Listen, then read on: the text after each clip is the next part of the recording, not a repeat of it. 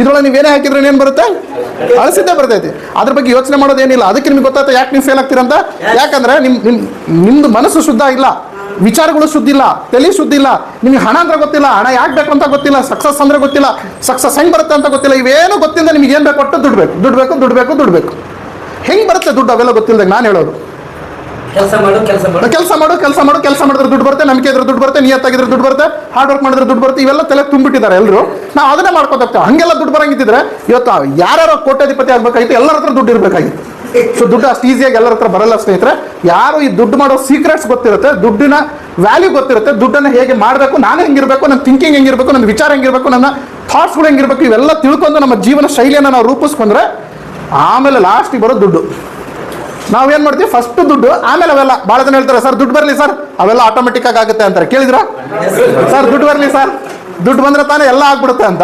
ದುಡ್ಡೇನು ಹೇಳುತ್ತೆ? ನನ್ನ ಮಗನೇ ನೀವು ಮೊದಲು ಕಲಿ, ಆಮೇಲೆ ನಾನು ಬರ್ತೀನಿ ಅಂತ ದುಡ್ಡು ಹೇಳುತ್ತೆ.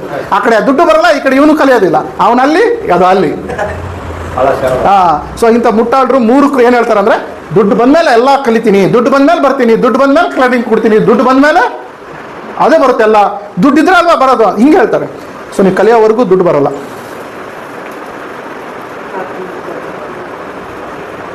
Clear madam? ಈಗ 24 hours ನಾವು ಏನಾದರೂ 2-3 ಥರದ ಬಿಸ್ನೆಸ್ ಮಾಡ್ತೀವಿ ಸರ್, ದುಡ್ಡು ಬರುತ್ತೆ ನಮಗೆ, ಆದರೂ ನಿಲ್ಲಲ್ಲ ಸರ್ ಕೈಯಲ್ಲಿ, ಎಕಡೆ ಹೋಗುತ್ತೆ ಅಂತಾನೆ ಗೊತ್ತಾಗಲ್ಲ. ಸೂಪರ್ ಮೇಡಮ್, ಅದೇ ಹೇಳ್ತಿರೋದು. ಏನಂದ್ರೆ ದುಡ್ಡು ಬಂದ್ರೆ ಅನ್ನೋದು ದುಡ್ಡು ನಿಲ್ಲಲ್ಲ. ಯಾಕಂದ್ರೆ ದುಡ್ಡಿನ ಫಾರ್ಮುಲಾ ನಿಮಗೆ ಗೊತ್ತಿಲ್ಲಲ್ಲ. ದುಡ್ಡನ್ನು ಹೆಂಗೆ ನಿಲ್ಲಿಸ್ಕೋಬೇಕು, ದುಡ್ಡನ್ನು ಹೆಂಗೆ ಬಳಸ್ಕೋಬೇಕು ಗೊತ್ತೇ ಇಲ್ಲಲ್ಲ. ಸೊ ಹಂಗಾಗಿ ಈಗ ನೋಡಿ, ನಾವು ಸಾಲನ ಯಾರಿಗೆ ಕೊಡ್ತೀವಿ? ಯೋಗ್ಯತೆ ಇರೋರಿಗೆ ಸಾಲ ಕೊಡ್ತೀವಿ, ಹೌದಾ?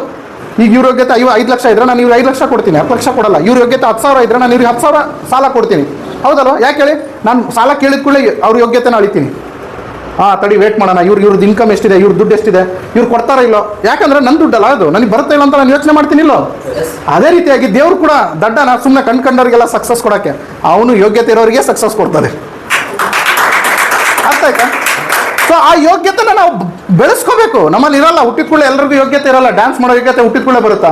ಹಾಡು ಹೇಳೋ ಯೋಗ್ಯತೆ ಹುಟ್ಟಿದ ಕೂಡಲೇ ಬರುತ್ತಾ? ಕ್ರಿಕೆಟ್ ಆಡೋ, ಬಿಸ್ನೆಸ್ ಮಾಡೋ ಯೋಗ್ಯತೆ ಟಕ್ ಅಂತ ಬರಲ್ಲ.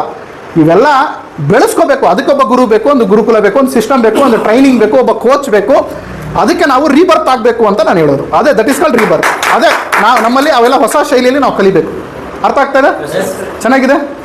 ಈಗ ಒಂದು ಐಡಿಯಾ ಬರ್ತಾ ಇದೆ ನಿಮ್ಮ ಲೈಫಲ್ಲಿ. ಏನೇನೆಲ್ಲ ನೀವು ಮಿಸ್ಟೇಕ್ಸ್ ಮಾಡಿದ್ರಿ, ಹೇಗೆ ನೀವೇನು ಅನ್ಕೊಂಡಿದ್ರಿ, ಕಷ್ಟಪಟ್ಟರೆ ದುಡ್ಡು ಬರುತ್ತೆ, ದುಡಿದ್ರೆ ದುಡ್ಡು ಬರುತ್ತೆ, ಮತ್ತೆ ನಿಯತ್ತಾಗಿದ್ರೆ ದುಡ್ಡು ಬರುತ್ತೆ, ಒಳ್ಳೆಯವರಿಗೆ ದುಡ್ಡು ಬರುತ್ತೆ, ಒಳ್ಳೆಯವರಿಗೆ ಒಂದಿನ